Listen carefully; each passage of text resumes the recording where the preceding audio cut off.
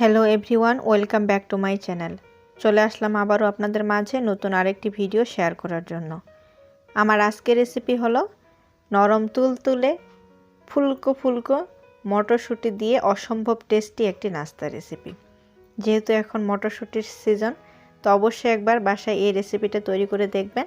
আশা করছি আপনাদের কাছে খুবই ভালো লাগবে। তো রেসিপিটা বানানোর জন্য আমাদের লাগবে টক দই। তো আমি এখানে হাফ কাপ পরিমাণে ফ্রেশ টক দই নিয়েছি। দিয়ে দিচ্ছি হাফ চামচ জিরা, হাফ চা চামচ লবণ। এখন দইটাকে খুব ভালো করে ফেটিয়ে নিতে হবে। আর অবশ্যই চেষ্টা করবেন ফ্রেশ টক দইটা ব্যবহার করার। যদি বেশি পরিমাণে টক হয় তাহলে কিন্তু নাস্তাটা খেতে একেবারে ভালো লাগবে না। তো এখন এখানে আমি 1 কাপ পরিমাণে ময়দা দিয়ে দিলাম। সেই সাথে দিয়ে দিচ্ছি 1/4 কাপ পরিমাণে চালের গুঁড়া।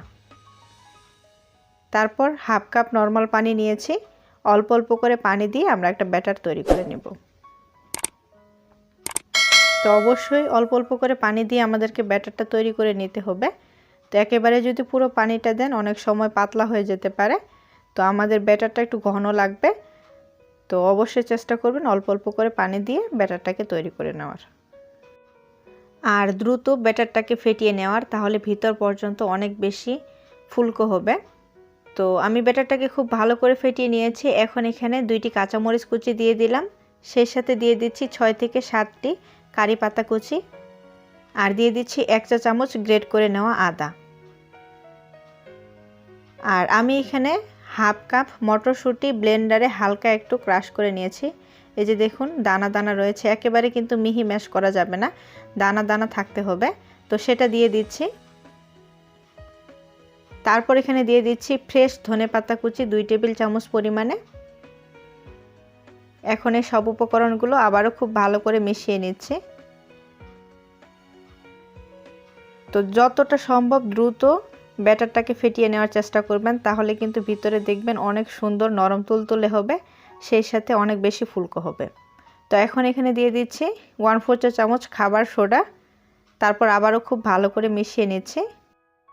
তো ব্যাটারটাকে খুব ভালো করে মিশিয়ে নেওয়া হয়ে গেলে এখন এটা আমরা রেস্টে রাখবো। তো একটা ঢাকনা দিয়ে ঢেকে রাখছি 10 মিনিটের জন্য। তো ফিরে আসছি 10 মিনিট পরে। তো 10 মিনিট পরে আমি ঢাকনাটা সরিয়ে নিলাম। তারপর আবারও খুব ভালো করে মিশিয়ে নিচ্ছি। আর এই পর্যায়ে যদি আপনাদের মনে হয় যে ব্যাটারটা একটু ঘন হয়ে গেছে, তাহলে আপনারা চাইলে 1 থেকে 2 টেবিল চামচের মতো পানি দিয়ে আবারও খুব ভালো করে মিশিয়ে নিতে পারেন। তো আমার ব্যাটারটা ঠিকই ছিল। এখন এটা আমরা ভেজে নেব। তো তার জন্য একটা ফ্রাই প্যানে পর্যাপ্ত পরিমাণে তেল গরম করে নিয়েছি। তারপর পরিমাণ মতো ব্যাটারটা দিয়ে দিচ্ছি। আর এই পর্যায়ে চুলার আঁচটা মিডিয়ামের থেকে একটু কমে থাকবে।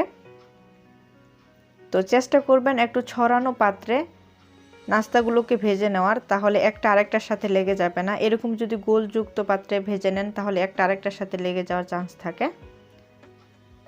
তো যখন নাস্তাগুলো উপরে ভেসে উঠবে তখন এটা অপর পাশে উল্টে দেব। আর যতক্ষণ না দুই পাশে লালচে কালার হয় ততক্ষণ আমরা মিডিয়ামের থেকে একটু কম আঁচে নাস্তাগুলোকে ভেজে নেব। তো আমার নাস্তাগুলো প্রায় ভেজে নেওয়া হয়ে গেছে। এখন আমি একটা ছাঁকনি দিয়ে তুলে নিচ্ছি আর একটা টিস্যু পেপারে নিয়ে নেব, তাহলে এক্সট্রা যে তেলটা আছে সেটা শুষে নেবে। তো দেখুন নাস্তাগুলো দেখতে কতটা সুন্দর হয়েছে। আর এইভাবে এখন সবগুলো নাস্তা আমরা ভেজে নেব।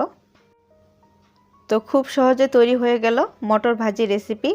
এটা আপনারা চাইলে যে কোনো চাটনির সাথে পরিবেশন করতে পারেন অথবা সসের সাথে পরিবেশন করতে পারেন, খেতে ভীষণই টেস্টি লাগে। তো উপরেরটা দেখুন অনেক বেশি নরম তুলতুলে, আর ভিতরে তো দেখেই বুঝতে পারবেন যে এটা কতটা নরম তুলতুলে হয়েছে। আর খেতে অনেক বেশি টেস্টি। অবশ্যই একবার এই শীতে বাসায় তৈরি করে দেখবেন। আশা করছি আপনাদের কাছে রেসিপিটা খুবই ভালো লাগবে। আর ভিডিওটা যদি ভালো লেগে থাকে তাহলে প্লিজ একটা লাইক, কমেন্ট আর শেয়ার করতে ভুলবেন না। আর আমাদের চ্যানেলে যদি নতুন হয়ে থাকেন চ্যানেলটাকে সাবস্ক্রাইব করে আমাদের পাশে থাকবেন। তো আজকের ভিডিওটা এই পর্যন্ত, আবারও ফিরে আসবো নতুন কোনো ভিডিওতে।